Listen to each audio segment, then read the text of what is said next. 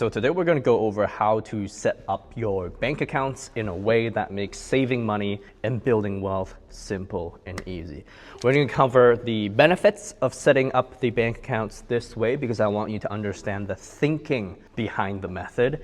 And then we're going to go over the way that I recommend for most people to set up their bank accounts. And then we're going to go over the way that I set up my bank accounts because it changes depending on your circumstance. So I want you to have perspective on how there isn't one way to do it, but it's the thinking behind it that matters the most. Okay, so what's the thinking behind the way we set up bank accounts? And it's the way I've been setting up bank accounts for the past 4 or 5 years of my life. Intentionally, unintentionally, it's really been the last decade. But what we want is a separation between where we spend our money and where we save our money. And the reason we do that is for cash flow clarity. So when we get our paycheck, we want to be able to decide how much of that paycheck we want to save and invest, how much of that paycheck we want to save and spend in the future, and how much of that paycheck we want to save and spend today. And so in order to do that, then it would be a lot easier if I had different amounts of money transferred to different bank accounts for different purposes. And the reason why we do that is to make our spending clearer and to make the easy money decisions easier and the bad money decisions harder. And so if we spend our money in a specific spending account, that allows us to know how much money we have left at any given moment in time. Okay, so let's go over how I recommend most people to set up their bank accounts for all of these benefits. So you're probably banking with a bank right now. Doesn't matter what it is. Maybe it's like JP Morgan Chase, Bank of America, it doesn't matter. So you get your paycheck in the bank account, and then right now you probably have a credit card attached to the bank account, you have a checkings account, you maybe have a savings account, maybe you even have an investment account with this bank. I recommend you to separate everything, okay? First of all, if you have an account with a bank like the Bank of America, you are not taking advantage of what we call a high yields savings account. And so you can open an account literally at another bank that has a higher interest rate, principal protected, and that's free money right there, right? Okay, so how do we set this up? Let's pretend you have a paycheck that comes into your current bank account. As soon as that paycheck comes into your current bank account,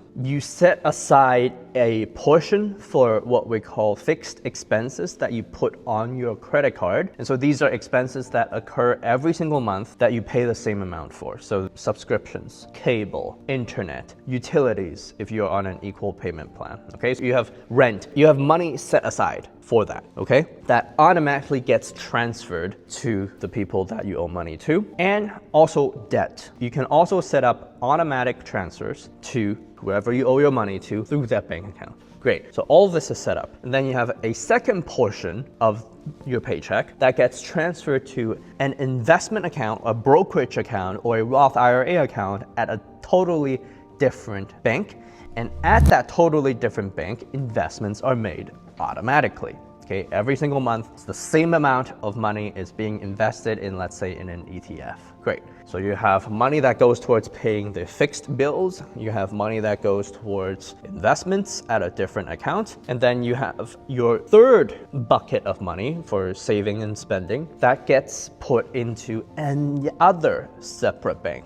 Okay, and so from this third bank is where you spend all your money, discretionary spending, right? All your variable spending, like going out to restaurants, buying clothing, getting your coffee. All of that money comes from this third bank. If you have a spouse, you can split this up further into 3 separate buckets. You can have your account, your spouse's account, and a joint account. And it's that way you keep track of who has how much money to spend. And you're managing your own bucket. And so there's no reason for any arguments whatsoever. Okay. And so all of these transfers happen every time you get the paycheck, right? So every time you get paid, you pay some of your bills. And for the spending account, it happens on a weekly basis. The reason is because there's 52 weeks in a year. And so if you actually transfer money on a monthly basis, things don't check out because you're thinking there's 4 weeks in a month, but 4 times 12 is 48. And so you're missing 4 weeks. And so it's a lot clearer to get weekly cash deposits into your what we call a spending account. So you're spending money from the spending account and you're saving money in the investing account. That's kind of how we set up the bank accounts. Now, what happens with your emergency funds? And if you're saving for a big expense, it all happens in the spending account, okay? And so of the money that you're gonna spend, you can spend for the future or you can spend for today, right? So you can sit down and be like, hey, I wanna buy headphones or I wanna buy a TV. And so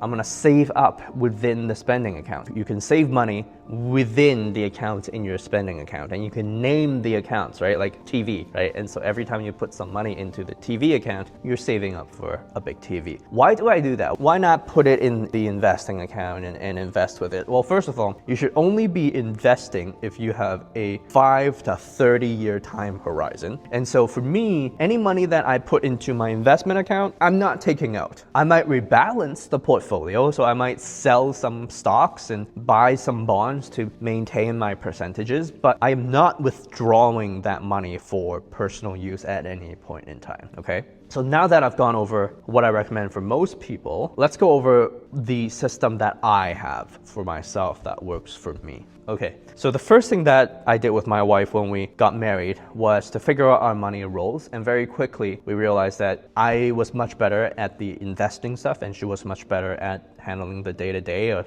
deciding what we need to buy for the home, so on and so forth. And so here's how our system works. So every month I get a paycheck and immediately I transfer a portion of that amount of money to our spending account. And so we actually don't have separate spending accounts. We do just fully joint spending. The reason is because we understand each other's spending habits and we trust each other with our money. And so what ends up happening is I just spend from that joint account for every single thing. And if we have a big purchase or if we have like a vacation on the horizon, I will talk to my wife and I will ask her, do we have enough money? And how much do we need to save? And then she will be like, okay, we've spent this amount of money, we're able to save this much, and so it should take this many months to save up for this vacation. I'm like, okay, I want to save up in less time, let's spend less money together, where should we cut? And so we talk about that pretty regularly, right? We just have a spending account. And so I have all this money left in the account that my employer deposits my paycheck into, right? This bank account, I do not spend from at all. And every 6 months or so, I will transfer 90% of the money in this initial bank account to my investment brokerage account and buy an ETF.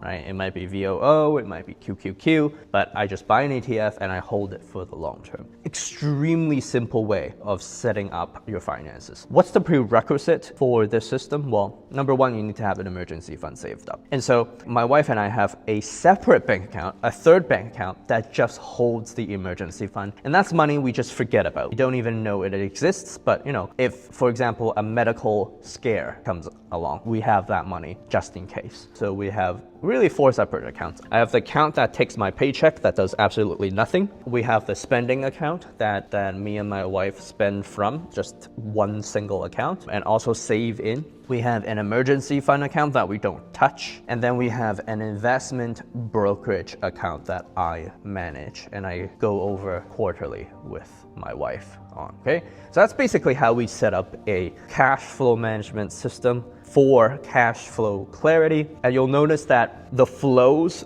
from one bank account to another bank account can all be automated. And that's the beauty of this system, is really I'm only thinking about how I spend my money. And I go to the bank every 6 months to make some transfers. So this is just a part of the system that I implemented to help me build wealth. And so if you're interested in that system at all, click the link below and you'll learn more.